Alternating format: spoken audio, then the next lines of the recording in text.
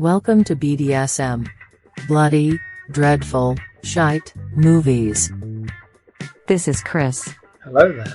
And some people say he has questionable taste in movies. So he's on a mission to see if this is true. By watching the most painfully bad movies he can find and try to enjoy them. He'll be scoring each movie based on 5 categories. 1. Did he find it entertaining in any way? 2. Did it have a good story idea? 3. Was it boring? 4. Will he ever watch it again? 5. Would he recommend anyone else to watch it?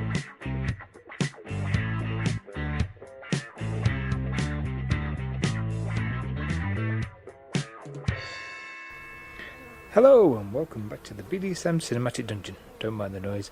I've got a group of Melissa-Files watching 2006's Wicker Man. Oh, no, not the beast! Not the beast! Did you just come? Let's get straight into it, shall we? So this week's movie is probably going to be a hard watch. It's 2002's so-called adventure comedy, The Master of Disguise. It has a rating of 3.3 out of 10 on IMDb and a runtime of 1 hour 20 minutes. Which will probably feel like a lifetime. It's written by Dana Carvey, starring Dana Carvey, James Brolin, Jennifer Esposito, and Brett Spiner. I just love scanning for life forms. Life forms. You tiny little life forms. You precious little life forms. Where are you? And the plot of this amazing movie is... A sweet-natured Italian waiter named Pistachio Disquise at his father Fabrizio's restaurant, who happens to be a member of a family with supernatural skills of disguise. But moments later, the patriarch of the Disquise family is kidnapped, Fabrizio's former archenemy Devlin Bowman, a criminal mastermind in an attempt to steal the world's most precious treasures from around the world. And it's up to Pistachio to track down Bowman and save his family before Bowman kills them. Ooh, that sounds interesting. And it has some great reviews like this. The worst fucking movie ever, The Master of Disguise, was awful. Awful is putting it lightly. There is not a single word in the English dictionary to describe how bad this movie was. Dana Carvey, please never star in another movie again. Just throw in the towel. Perry Andalyn Blake, please never direct another movie as long as you live. Honestly, I'm contemplating suing Mr. Blake for wasting 1.5 hours of my life. Your last hit movie was 10 years ago, Happy Gilmore. The Master of Disguise was a waste of money. It wasn't funny at all. The only joke that was semi-funny was the turtle joke which I saw in the previews. Consider this your warning. Don't waste your time or your money on The Master of Disguise. I believe she might be holding back, or in denial. Next. An abomination that should be purged, as funny as getting hit in the teeth by a brick, Master of Disguise is an awful movie, carried by garbage performances and grinding jokes.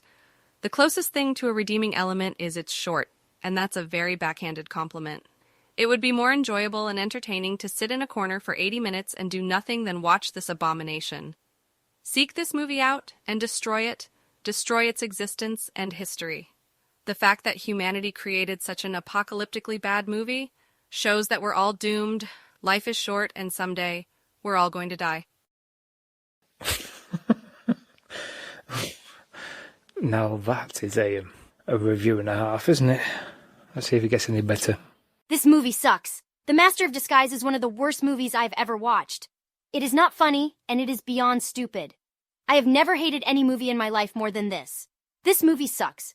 Whoever made this movie should be ashamed of themselves. Dana Carvey is a guy who thinks he is good at disguising, but he sucks at it. Why doesn't he go join the Turtle Club and bite the people who made this movie? By the way, the whole movie is not about turtles. What is the point of the name of the club? The only thing this movie would be good for is torture. Watching this film should be a new method of torture for the Hostel movies. Oh, God, I'm looking forward to this film. I wonder if there's any fans out there and what their reviews are like. Amazing. The Master of Disguise is the greatest movie even The Godfather can't compare. Let's try another one, shall we? Let's see how this fan likes it. The most amazing film in the world! The only way that you couldn't find this movie as funny as most people is if you live in a cave and your name is Bin Laden. Fair enough, you need a specific taste. But if you liked the Wayne's World films and Saturday Night Live, you will truly appreciate this film for what it is. The one most innovative, most extravagant, most excellent film in the history of the world. So if you don't like it, don't comment. And find yourself a girlfriend if you can. Good luck with that! Dana Carvey is a god to all middle-aged men and child alike. If you can't, don't or won't find him funny, you don't deserve to have ears or eyes. I think that you all deserve to be shot, but that is my personal opinion. I've been Daniel Sherwood, and you've been magnificent. Thank you and good night. Ooh. I take it Daniel does like this film. And haters beware. Okay, let's grab some popcorn and watch this bitch. Let's hope I like it, because it sounds like Daniel might want to kill me. On August 2nd, some know him as a master of disguise, but his teacher knows him as Buffoon. Dana Carvey is I am Prince Lalejama. It is time to test them. Oh, it's not a problem.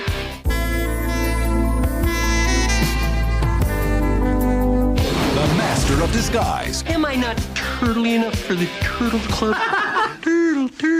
Rated PG. I think I'm going to let Butcher from The Boys sum this up for me. Holy fuck! That was diabolical! I really don't know why this is called a movie. It's just a load of unfunny sketches joined together by some cheap off-brand duct tape. Basically, Dana Carvey's just emulating Mike Myers. But instead of copying Austin Powers, I think he's taken cues from the Love Guru. Also, this is the only movie that carries on through the end credits to a very, very unfunny post-credit scene. Dana Carvey even acts out scenes from the movie on his own. Oh, God. So, will this be a cinematic kink or a cinematic stink? You stink, mister. You fucking gotta spoil everything, don't you? Maybe you should shut up. Yeah, let's get down to judgment. Throw down your weapons and prepare to be judged! Did I find it entertaining in any way? I would definitely not say that Master of Disguise, or Master of Disaster, let's call it, was entertaining. It's more like watching a slow motion car crash with the odd what the fuck moments sprinkled in. But that made me want to carry on watching. So for the oddest reason, and unknown to man or beast, I'm going to give it a pity point. But now that I see him, I do pity him. I think this movie's rotted my brain. 2. Did it have a good story idea? I think I'm going to save my voice on this one and just play this clip from Malice. It's the worst story I've ever heard. If this story was saying like a Mission Impossible movie, you know, Ethan Hunt disguises himself to save his dad or whatever and then stop the crime lord from stealing all the most art and around the world, it'd be a great story. But in this, it's just badly written so-called comedy. It makes no sense. Pretty pointless. So, it's nearly nothing. If that vest goes off, you get nothing. 3. Was it boring? I can honestly say I didn't find it boring. I didn't switch it off at any point. I watched it in one sitting, which is quite strange when all these really shit movies. But I managed to get there. I think it's because I really wanted to see how bad this film would get as it went along. So, for that, I'm actually going to give it a point, and not a pity point. I think he's mad. Okay. 4. Will I ever watch it again? No, don't worry. No, I'm not that mad. This is basically your one and done movie. No, one for me. One and done, I always say. I said that once. So it gets nothing. Literally nothing. I'm never ever going back. Ever, ever, ever. I know, what a loser, right? 5. Would I ever recommend anybody else to watch it? I would only recommend you watch The Master of Disguise, if your curiosity gets the better of you. And I will be there to watch it. Or you're completely nuts like me. But other than that, I would suggest you wouldn't touch this with a shitty stick. So, with a score of 2 out of 5, The Master of Disaster... You want me to do the drum roll thing? No, it's okay. Here goes nothing. is stuck firmly in the cinematic sink. You stink, mister. So all in all, this film is basically just one long, unfunny sketch. And I'm really surprised I actually gave it 2 points. I am definitely losing my marbles. So, what should I try and enjoy next time? I know. I think I'll have a revisit to a film I enjoyed when I was a kid. 1985's Star Chaser, The Legend of Orrin. Which is basically, if I remember, just a rip-off of Star Wars. With a big helping of Battle Beyond the Stars. So you could call it a rip-off of a rip-off. Oh, God. I really subject myself to some shit, don't I? Oh well. See you next time.